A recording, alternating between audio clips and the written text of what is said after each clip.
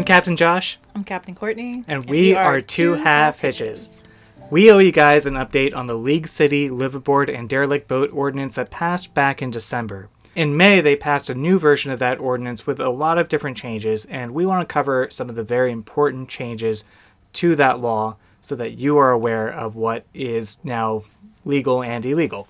Some of the first parts of the amendment that they made are to some of the definitions. So a day is no longer just any part of the day. It is actually a full day with an overnight stay. And one of the changes that they made is to the definition of a liveaboard. So before it was 10 days on a boat in a 30-day period. Now it is 15 days. So yeah, if you're spending half a month on a boat, you're probably considered a liveaboard. We'd like it to be more like 20 days, but we understand that they have to have, some definition. So 15 is way better than the 10 they had before. I think they could have taken it a step further and actually had a drawn contract with the marinas and tenants, be like a liveaboard contract per marina. I think those regulations and these policies can be pushed back on the marina themselves, and they can govern who's a liveaboard, who's not, and who they allow as a liveaboard based on whatever their policies and regulations are. I don't believe that having bedding and personal items on a boat guarantees you as a liveaboard. I grew up sailing, and our boat was like our weekend. We can go out on the water, hang out the dock, whatever. We lived an hour away from the boat. We weren't living aboard. Right. But we had bedding, we had dishes, right? Because we might spend Friday, Saturday, leave Sunday, right? Like, it's better what the original ordinance had posted. However, I feel like this piece of the ordinance can be reworded and structured in a way that it doesn't narrowly define what a liveaboard really is, and it doesn't target a population. Like, you're a liveaboard, you spend more than 15 days aboard your vessel. Well, it could be you're having a vacation, summer break, spring break, things like that. You might have kids, you might have, you might be a teacher, you might want to spend a month on your boat, right? Like, I feel like there is room to edit, especially that specific point within this ordinance. Marinas don't include, according to their wordage on this document, a private dock, let's say behind a resident, or let's say you have some neighborhoods are built around lakes and they have like dock access behind each house. Those are not considered a marina. Marinas in this by this definition, and so those do not follow under this ordinance. So like you can have a boat there and not have to have permits, not to have follow any of these regulations because it's considered private property. Yeah. Now, a bulk of the changes that they made are related to sewage and pollution because that was the overall intention when they passed this back in December. They wanted to address concerns about water quality and pollution. That's a fair point, yeah. They've updated the definitions of pollution and sewage to be in line with what the Coast Guard and state already define as pollution and sewage, so there's no more conflict between what the city was calling pollution or sewage and what was already on the books. In the old version, they were considering, the water that runs off of your boat as pollution, where in reality, that's just ordinary usage. Car in the driveway, you wash your boat at the dock, everybody does it. And boats require the discharge of water. If you have a wet exhaust, which 99.9% of boats do, that would have been considered pollution before. Now that is just ordinary water discharge. That's not a problem at all. And for sewage, they've included gray water definitions per the Coast Guard's regulations. So you're not required to collect your gray water usage and pump it out like it was black water. That's a very important distinction for liveaboards because we do make a little bit more gray water than the average boat owner. But now they've updated a lot of how the vessel sanitation devices, your toilets, need to be regulated. You had to keep a daily log of usage and pump outs, and the marinas had absolutely no responsibilities. In the new version, you don't have to keep a daily log, but you do need to keep your receipts from every pump out, which, if you're pumping out regularly, you should be able to provide those receipts. And more importantly, if you have a composting head like we do, and we're happy that they included this, your composting head is compliant. You still have to take your compost and your urine and dispose of that in an appropriate manner, but you're no longer required to have a pump out receipt because you literally cannot pump out a composting head. It is a marine sanitation device. Yeah. They included a ton of regulations for the marinas themselves on how they need to maintain a working pump out facility so that people who have boats in that marina can properly discharge their waste.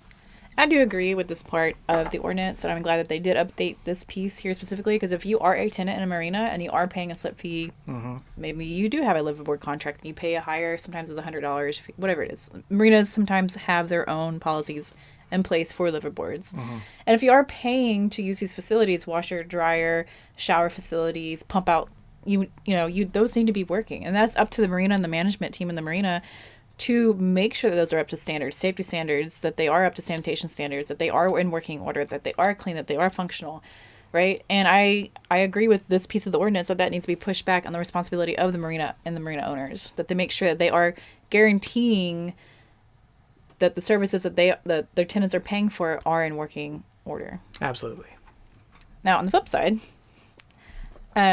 back to pushing responsibility back on the marinas, I believe that it should be up to the marina's contractual agreement with tenants that they should be able to choose the percentage of liveaboards that they allow in the marina based on whatever their operating procedures are in place, right? Under this new ordinance, they're telling that marina should cap at no more than 15% liveaboards in a marina. And there are some marinas that are heavy liveaboards, and what it does, it displaces all those liveaboards, because it does two things. It displaces the current liveaboards, and then they go and try to gunk hole somewhere, or they tried to anchor out in the lake on a different, now it becomes Seabrook issue, it becomes Harris County issue, it becomes other issues in the lake, other municipalities and cities that border the lake. It also, then how do you determine which 15% stays and the rest go? Absolutely. Yeah, that's one area that we think that this ordinance could be tailored a little bit more. We understand that the city worked with the marina owners to determine that 15%, but that might be the case now. It might not be the case 10 years from now. So it seems weird that they would include that cap in their ordinance, with considering that they're probably going to have to change it in the future. Well, I bet I can tell you why. Like 15%. So liveaboards will use more facilities. They use the washer, the bathhouse. They use the washer and dryer. They're on the docks more, right? More wear and tear. The average boater drops their boat off and they don't go see it but a couple times a year. So if the majority of the percentage of boat owners don't go down to the marina, that means they don't see the marina, the condition of the marina. They don't use any of the facilities on site. So in the end, it costs the marina less money, right? For repairs, for usage, things like that, wear and tear on whatever the utilities that they're providing. But some marinas have the capacity to handle more liveaboards. Some of the marinas in the area, they have minimal facilities. Others have wonderful state-of-the-art facilities, and they have more capacity. So it really should just be up to the marina owners. Absolutely. I think the marina should have control on who they let as a liveaboard. If they want to up their standards and have an additional fee, or they want to raise the rates to become a liveaboard and have a liveaboard fee, a liveaboard firm, whatever it is, I think it should be based up to the marina. It should be released to the marina, and in their policies, what they determine their percentage is, or if they allow liveaboards or not. My favorite change to this ordinance is that they got rid of the clause about working on your boat. Yes. We work remote sometimes, and the YouTube channel could technically count as work. And in the original version, you were not allowed to do any professional services on a liveaboard vessel, but that's ridiculous. You're allowed to work from your home. You're allowed to offer services from your house. So why not a boat? And that's gone. You can now work in peace and not have to worry about people telling you what you can and can't do on your own boat. Well, also, we're both captains. Yeah. We're both licensed captains. And so for us not to be able to do work on our vessel, and we have a federal license. Yeah. How is that? Or just any vessel, because it didn't matter if it was our vessel. We couldn't go and captain somebody else's boat. Yeah. Or something like that. And that's ridiculous. It doesn't make sense. But that's gone, so we don't have to worry about that anymore. In the original version of this ordinance, there were requirements for liveaboards to display a decal on their boat saying that they were a liveaboard, and we as liveaboards did not like that at all, because it puts a target on your back, or your neighbor's back. Even if somebody wants to steal something, they might go to the boat that doesn't have a person living on it to go find some toys, or if they know that you are living on it, they might know that you're going to have more stuff on that boat. So that's gone. You no longer will have to display a decal that labels you as a liveaboard. You will have to comply with what the Coast Guard and state already require you to do in terms of your registration numbers and your Coast Guard certified name and your hull identification number. And So that's that standard. is all within the ordinance now. Now, to get the permit, if you live in one of those League City marinas, you'll still have to go get a safety inspection from the Coast Guard. You'll have to provide documentation about your marine sanitation devices, but you don't have to provide a daily log. You'll have to provide proof that you have some sort of towing contract with either Sea Tow or Boat US, or if your insurance provides a towing service of some sort, you need to be able to prove that you can move your boat in an emergency under the assistance of a tug. They did remove the written consent to having the city come aboard your boat, so you don't have to worry about that. However, there's a caveat. The city will be working with the General Land Office and the Coast Guard if there's an issue. So they do have the authority to board your boat. I know that there are some people who don't think that they do, but the state can board your boat if it's in the waters of the state. And they will board your boat if there is a problem. So the city now has contacts with the state that will come down and do the enforcement of these rules. But you don't have to worry about like the local sheriff or some code enforcement officer coming aboard randomly, some sort of help. Inspection, everything. Yeah. But that's always been regulation with the Texas Parks and Wildlife. They can board your boat. Yeah. That's always been a thing. If your permit application is denied, in the original, they had a 12-month waiting period where you had to wait 12 months to reapply. That's gone. You can reapply as many times as you need to in order to meet the requirements for the permit. In terms of cleanliness standards, it's no longer going to be just at the discretion of a code enforcement officer. It's just going to be that your vessel must be clear, loose gear storage is going to be prohibited, and your hoses and your shore power aren't going to be blocking walkways and other slips and whatnot. They do still have something about your laundry, though, and this time they've included a caveat that doesn't include your casual use water gear. So your towels, your swimsuits, your snorkeling gear, your wakeboard, whatever it is, if you need to leave something out to dry, that's fine, but you're not going to be doing your laundry out on your lifelines or in your rigging. And most marinas and facilities have those policies within their guidelines already because it just has an image that they want to maintain. And so by not having your laundry and your underwear hanging out everywhere, it just creates a clean, neat environment. Mm-hmm. And nobody wants to see your underwear floating away in the marina. We've seen it, and it's gross. Put your underwear away. As we mentioned, they've gotten rid of the daily logs for your sanitation equipment, so you don't have to keep a daily log of every time you use the bathroom.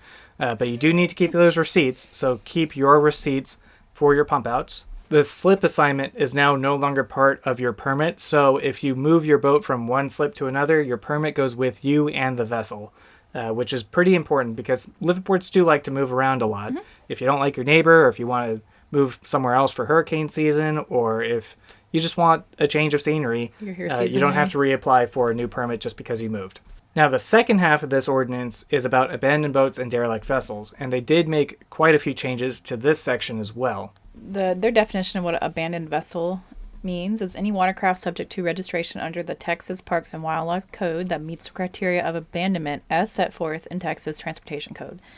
So, according to them, it is now inoperable, more than 5 years old, and has been left unattended for a period of 48 hours or more. 48 consecutive hours or more. Yes.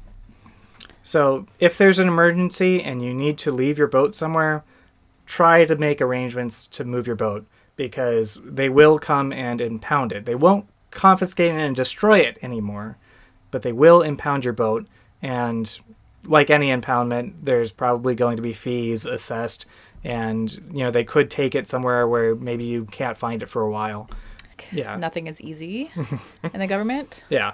So just expect a lot of fees, fines, and like we mentioned before, the city is not itself going to be coming out and confiscating and impounding your boat. They're going to be working with the General Land Office of Texas, which does have the authority to impound your boat.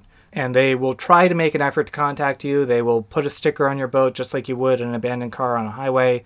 They'll mail you something. They'll try to get you by phone. The GLO has done a lot of great things on the lake. Mm-hmm. They have the funds to remove the vessels, and it's not that easy. You can just drag a boat to shore and tie it up somewhere. Like, it costs a lot of money per vessel, and we have a lot of derelict, sunken, abandoned boats that the GLO has stepped in and taken on this responsibility. Yeah. And they have cleaned the waterways, and they have cleared up navigational hazards.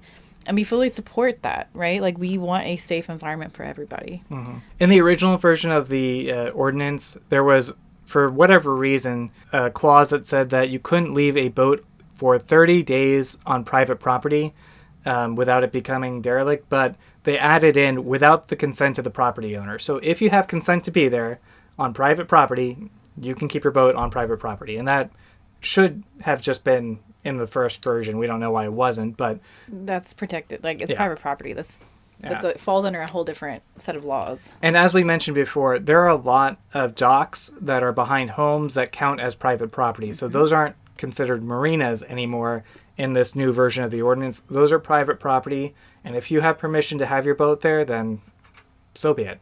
Now, if you've been in Clear Lake in the past few months, you might have noticed that the problem actually got worse. And we talked about this at the very first city council meeting that we attended. We said that it was going to get worse if they passed that ordinance, and it did, because all those boats in the marinas that couldn't meet the standards of those marinas, they just moved across the lake, across the county line, from Galveston County, Texas, in League City, to the open waters in Harris County. It could be Seabrook, it could be Clear Lake Shores, whatever. Yeah. But, League City threw their trash over the fence. Basically, yeah. And we live on the Seabrook side of the lake in Harris County, and just everyone... looking out, we have four boats. 4 new abandoned boats that are right outside of our marina. If there's a hurricane, those boats are going to come into our marina uncontrolled. Uninsured, and yeah. So this has created a much bigger hazard for the lake. These boats are not always lit at night. So if you're on the lake, there are a lot more hazards out there. If they sink out there, there's nobody to take responsibility for that sunken vessel anymore. They can pollute the water with their diesel or their waste or their oil. And, that whole problem has gotten worse. However, we're very happy to report that Harris County has actually been working with the GLO directly to get some of these derelict boats out of the water. And it didn't require an ordinance. It didn't require any permits for liveaboards. They just took action with the laws that are already on the books and did what they needed to do. So, that's how it should have worked. That's what League City should have done. They should have really pushed a lot of these regulations back onto the marina, and that would have let the marina set their standards, let their own policies and regulations in place. How many liveaboards you want? What kind of policies are in place for liveaboards? Is there a permit? Is there a fee? Is there, whatever their rules are? A lot of that stuff for the pump out situation, all of this stuff could have been handled through the marinas themselves. So I feel like Lake City definitely overstepped their boundaries on this, and in some way, it turned into a grassroots effect on all liveaboards and other people who have boats who are not liveaboards, but under their new policies would be classified as a liveaboard. Right. Unfairly. It definitely put a target on people's back. It targeted a group of population, a very specific population. It definitely could have been managed better. However, that being said, this is a step in the right direction. That they did edit the ordinance. That they were talking to the liveaboard groups, marinas, to kind of include everybody and kind of get a well-rounded ordinance in place. Absolutely. If you live in the League City marinas as a liveaboard, or if you're just a concerned boater, go ahead and continue to work with the city on this kind of ordinance and make sure that it doesn't go back in the other direction. But, there's a lot of other tailoring that could be done.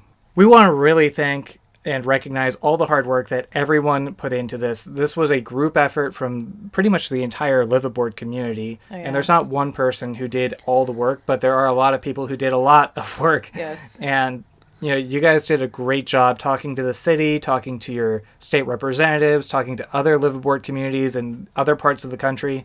And we're very happy with all the work that has been put into this. It couldn't have gone better. You guys did it. This was a huge grassroots effort that came out of the blue, right? Like, because of all these policies that were passed behind closed doors, it basically, it blew up, right? Right. And it brought a lot of other issues to light that were always issues that liveaboards have always been fighting for. It's a lot of groups of people, a lot of different liveaboards and not liveaboards, right? People who have a boat in the marina, various marinas around the lake, right? People who have companies around the lake who service yacht services, who service different boats, who provide these services, pump out, whatever it is. It affected businesses who don't even own vessels, but do provide a service for vessels. Yeah. So, it blew everything out of proportion, but a lot of people had come together to sit down line by line and go through this ordinance and, talk to all the public officials who are passing these regulations. And while it's not perfect, it has gotten better. Yeah. And we are continuing to, as liveaboards and other people in the industry are continuing to push forward with this and make a change. If you're located in Florida or any of the other states that are pushing very aggressive liveaboard regulations, it is possible to make change happen, but you need to engage, and your vote does still count as a liveaboard. You are still a voter, so you have a voice, and your voice matters. And let your local politicians know that, some of these regulations just don't make sense. Some of these regulations are unfair. Like, they target a very specific group of people. The background check, I believe if you're going to have a background check, should be for everybody. And once again, those are rules that should be passed back to the marina and their management office and be like, hey, if you're going to have a slip here and there are children around, everybody should do a background check, right? Not just from the casual boater on the weekend to the liveaboard. Right. This is probably the last video we're going to do on this whole topic for a little while. We have a ton of our regular content, our boat refit, coming at you in the very near future. You can kind of see it behind us here. We've done a ton of work on the boat. We have a ton more work. We have a lot more to share with you. So boat work never ends. Yeah, the boat work never ends. Yeah. Thank you so much for watching. If you enjoyed this, don't forget to like and subscribe, and we'll see you very soon.